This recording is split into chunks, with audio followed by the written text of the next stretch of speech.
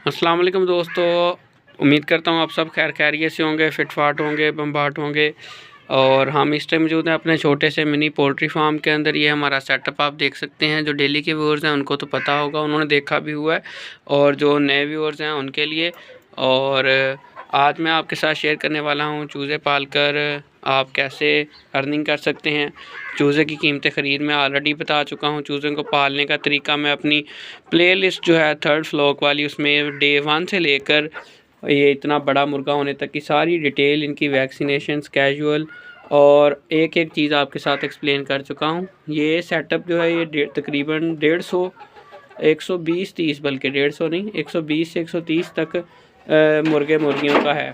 150 चूज़ा मैंने लिया था और 150 चूज़ा मैंने यहाँ पर पाला था, जिसमें से काफ़ी सारे मैंने सेल कर दिए हैं। और अब ये सिर्फ 35-36 बाकी बचे हैं। बाकी मैंने सब परिंदे जो हैं सेल कर दिए हैं। आप सेटअप देख सकते हैं। ये सेटअप ऊपर जाली लगी है, यानी कि ये परिंदों, ये बिल्ली वगैरह से और इस तरह से महफूज है। जाली का मकसद होता है कि हवा भी आती रहे और जो है सेटअप जो है खुला भी हो, हवादार भी हो, स्मेल पैदा ना हो। तो यहाँ ये सारा दिन खुली फिरती रहती हैं, ठीक है। रात के टाइम मैं इनको वहाँ बंद कर देता हूँ। चलते हैं अब अपने टॉपिक की तरफ। टॉपिक हमारा है कि मुर्गियाँ जो हैं किस एज में अंडा देना स्टार्ट करते हैं। वो मिनिमम एज कौन सी है जिसमें मुर्गी अंडा देना स्टार्ट करती है। और सर्दी के हवाले से दो टॉपिक हैं। सर्दी के हवाले से आपने मुर्गी की केयर कैसे करनी है, सर्दी के सीज़न में आपने कौन सी खुराक देनी है जिससे आपकी मुर्गियाँ बीमार नहीं हों और उनको बुखार, नज़ला, ज़ुकाम वगैरह ना हो। दोस्तों, ये ब्रीड टू ब्रीड फ़र्क होता है मुर्गी की अंडा देने की सलाहियत में और मुर्गी के वज़न में। अगर हम गोल्डन मिस्री की बात करें, देसी मुर्गियां जो हैं गोल्डन मिस्री जो हैं, जैसे ये कलर जो है, ये रेड कलर, ये गोल्डन में आता है। और वो जो सामने फिर रहा है वो बोतल के पास लेफ़्ट साइड पे, ये वाला जिस तरफ मेरी उंगली का इशारा है, ये मिस्री में आता है, जिसमें इस तरह निशान निशान से होते हैं। तो जो यानी कि प्योर रेड है वो गोल्डन होती है, और देसी जो होती है वो इससे साइज़ में ज़रा बड़ी होती है, वो इससे थोड़ी सी डिफरेंट होती है। ये थोड़ी थोड़ी देसी है जो इस टाइम आप सामने देख रहे हैं, ये वाली, ये देसी मुर्गी से काफ़ी मिलती जुलती है। वो इससे अगर ये और अपना साइज़ बड़ा कर लेती है और कुड़क हो जाती है तो ये प्योर देसी है, वरना ये गोल्डन ही हम इसे कहेंगे। अब गोल्डन मिस्री जो हैं, इनकी अंडों की बात करें और लेयर्स के अंडों की बात करें तो बहुत ज़्यादा फ़र्क होता है। लेयर्स मुर्गियां अंडों की मशीन होती हैं। गोल्डन मिस्री मुर्गियां में अगर हम देखें, मिस्री मुर्गी जो है वो अंडे थोड़े ज़्यादा देती है, गोल्डन जो है वो अंडे थोड़े कम देती है। गोल्डन का साइज़ बड़ा होता है मुर्गी का और अंडे थोड़े कम देती है। इसका गोश्त ज़्यादा होता है, अंडा कम होता है। जबकि मिस्री जो है इसका गोश्त कम होता है और इसका अंडा ज़्यादा होता है। और कम से कम उम्र एक मुर्गी की अंडा स्टार्ट करने के लिए वो 4.5 माह होती है। मुख्तलिफ़ सोर्सेज इंटरनेट से भी सर्च कर सकते हैं आप, आपको जगह जगह 4.5 माह ही मिलेंगे एज जो है। और वज़न जो है मुर्गी का वो तकरीबन 1300 ग्राम होता है जब वो अंडा स्टार्ट करती है। कम से कम 1200 से 1300 ग्राम वज़न होगा तो मुर्गी अंडा देगी, वरना जो है मुर्गी अंडा नहीं देगी। अब हुआ यूँ कि मैंने इनके लिए कमर्शियल फ़ीड का इस्तेमाल किया जब मैंने एक दिन का चूज़ा लिया, ठीक है। आप माशाल्लाह से इसकी सेहत देख सकते हैं, कितनी हेल्दी मुर्गी है ये। और अभी इसकी एज 4 माह भी पूरी नहीं हुई और आप इसकी हेल्थ कंडीशन जो है इन मुर्गियों की देख सकते हैं कितनी अच्छी है। तो इनमें से कुछ मुर्गियाँ 1300 ग्राम वज़न की हो चुकी है, लेकिन अंडा उन्होंने अभी भी स्टार्ट नहीं किया, यह हकीकत है। और कुछ मुर्गे जो थे वो मुर्गियाँ क्रॉस करना भी शुरू हो गए, लेकिन फिर भी अंडा नहीं दिया। उसकी वजह ये है कि जैसे एक हेल्दी होने में और एक एज फैक्टर जो होता है, दोनों चीज़ें पूरा होना बहुत ज़रूरी होता है। जब तक मुर्गी की एज पूरी नहीं होगी, वज़न बेशक वो अपना पूरा कर ले, तब तक मुर्गी अंडा नहीं देगी। मुर्गी की एज पूरी होना और मुर्गी का वज़न पूरा होना, ये दोनों चीज़ें जो हैं ये शर्त हैं। उसके बाद तीसरी चीज़ जो अंडों की पैदावार पर असरअंदाज होती है कि जब मुर्गी अंडा देना स्टार्ट कर देती है तो दोस्त जो हैं बहुत सारे शिकवा करते हैं कि मुर्गियां अंडे दे रही हैं लेकिन बहुत कम दे रही हैं, नागे बहुत कर रही हैं। तो उसमें गोल्डन मिस्री दोस्तों मुर्गी तकरीबन 30 घंटे इसका दौरानिया होता है अंडा देने का। 30 घंटे के बाद इसने दोबारा अंडा देना है। और 30 घंटे अगर जब पूरे हो जाएंगे, तो अगर रात का टाइम हो चुका है 30 घंटे पूरे होने के बाद, तो इसने फिर अंडा रोक लेना है। इसने दिन की रोशनी में अंडा देना है। उसके साथ साथ जितनी इनको रोशनी 16 घंटे रोशनी चाहिए अंडा देने के लिए, 16 घंटे इनको सूरज की रोशनी और वैसे रोशनी होगी तो इनका साइकिल जो है अंडा देने का वो चलता रहेगा, वो डिसकंटिन्यू नहीं होगा। अंडे की पैदावार इनकी झोली जो होती है जिसमें इकट्ठे अंडे बन रहे होते हैं वो अपनी झोली ये पूरी करती रहती है, ठीक है। और एक दफ़ा जब ये झोली खाली कर लेती है अपनी अंडे दे के, यानी कि इसने महीना अंडा दे दिया, तो फिर ये नागा थोड़ा लंबा करती है। उसमें 10 दिन भी हो सकते हैं, 12 दिन 14 दिन भी हो सकते हैं दोबारा से अंडों पर आने के लिए।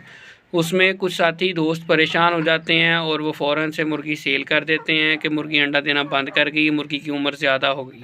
हालांकि ऐसे कोई बात नहीं होती। मुर्गी जो है तकरीबन मुर्गी की एज 5 से 6 साल तक होती है, लेकिन हमने अक्सर देखा है हम के लोग जो है, गोल्डन मिस्री की बात कर रहा हूँ, लोग जो है इसको साल के बाद ही बस जैसे ही वो एक दफ़ा भी उसने ब्रेक ले ली तो चल भाई गई, ठीक है।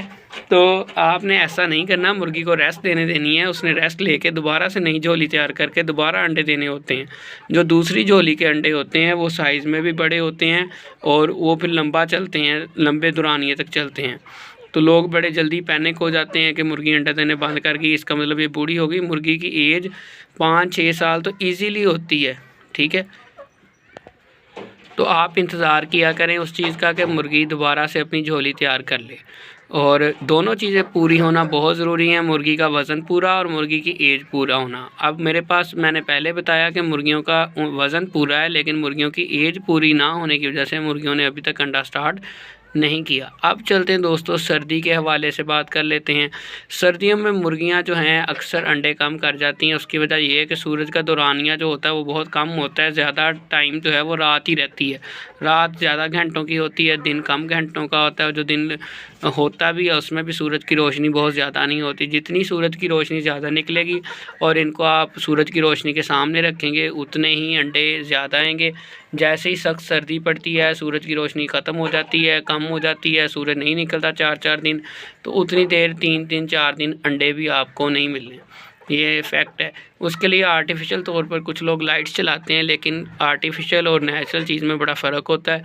कुछ हद तक तो वो कवर कर लेता है सूरज जो रोशनी जो आप देते हैं सूरज की रोशनी के मतबादल, लेकिन वो मुकम्मल इलाज नहीं होता। सूरज की रोशनी रहेगी तो अंडे अच्छे आएंगे, अच्छा मौसम रहेगा, फेवरेबल टेम्परेचर रहेगा, इन्वायरमेंट अच्छा होगा तो अंडे लाजमी तौर पर अच्छे आएंगे, वरना अंडों की पैदावार लाजमी तौर पर कम हो जाती है। चाहे शदीद गर्मी हो चाहे शदीद सर्दी हो, इनकी ग्रोथ पर भी असर पड़ना शुरू हो जाता है और स्ट्रेस में जाना शुरू कर देता है परिंदा, जिसकी वजह से उसका वज़न और अंडों की पैदावार दोनों चीज़ों में कमी आने के वाज़ह चांसेस होते हैं। इसलिए इनको अच्छा इन्वायरमेंट देना बहुत ज़रूरी होता है।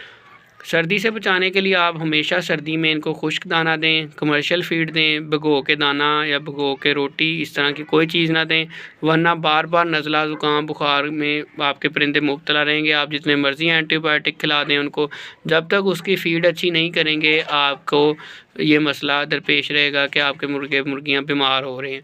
दूसरी चीज़, नीचे ज़मीन गीली नहीं होनी चाहिए, ज़मीन आपकी जो है वो खुश्क होनी चाहिए। नीचे खुश्क ज़मीन ही उनके पाँव ठंडे नहीं होंगे, पाँवों से ठंडक इनकी बॉडी में ट्रांसफ़र होती है जब ज़मीन गीली या ठंडी होती है बहुत ज़्यादा, जिसकी वजह से आपके परिंदे बीमार हो जाते हैं, वो बार बार बीमारी का शिकार होते हैं। तीसरी चीज़, पानी आपने ठंडा नहीं देना, नीम गर्म पानी रखना है और पानी के अंदर कोशिश करें मल्टीविटामिन, कैल्शियम डी पाउडर, इस तरह की चीज़ें इस्तेमाल करें जो कि इनके कैल्शियम और मिनरल्स और विटामिन्स की कमी को पूरा कर सकें। जैसे इनकी फ़ीड और इनके विटामिन्स पूरे रहेंगे तो काफ़ी हद तक चांसेस हैं कि इनको बुखार नहीं होगा।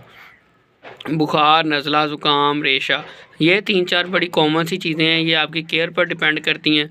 अगर आप केयर अच्छी करेंगे तो आपके परिंदों को ये मसले मसाइल नहीं आएंगे। फ़ीड और इनका माहौल, 2 चीज़ें अच्छी रखें तो बीमारी आती ही नहीं है, ठीक है। अगर आ जाए तो फिर कंट्रोल भी हो जाती है, लेकिन अगर उसकी जगह ही ख़राब है, फ़ीड ख़राब है, गीली करके दे रहे हैं आप उसे, ठंडा दाना दे रहे हैं, तो उनका अंदर हीट पूरी नहीं होगी, जिसमें में अंडे भी नहीं आएंगे और अंडे तो दूर की बात है आपके परिंदे का भी नुकसान होगा, मोर्टेलिटी बहुत ज़्यादा आती रहेगी।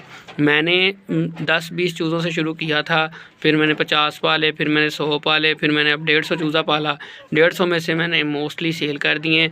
अब ये बचे हैं, ये भी मैं इसलिए नहीं सेल कर रहा फ़िलहाल, क्योंकि मैं चाह रहा हूँ कि अभी मौसम थोड़ा और अच्छा हो जाए, क्योंकि नया चूज़ा अभी डाल नहीं सकते हम, सर्दी शदीद में नया चूज़ा नहीं पलता, उसको काफ़ी जो है मसले मसाइल होते हैं। तो मार्च के सीज़न में मैं इंशाल्लाह इस व्लॉग को मुकम्मल तौर पर सेल करके नए चूज़े आप डालूँगा और आपके साथ वीडियो में उनको पालने का तरीका, उनके अखराजात, चूज़ों के, उनका प्रॉफिट और सारी डिटेल आपके साथ, वैक्सीनेशन की भी जिस तरह मैंने थर्ड व्लॉग की शेयर की वो शेयर करूँगा आपके साथ।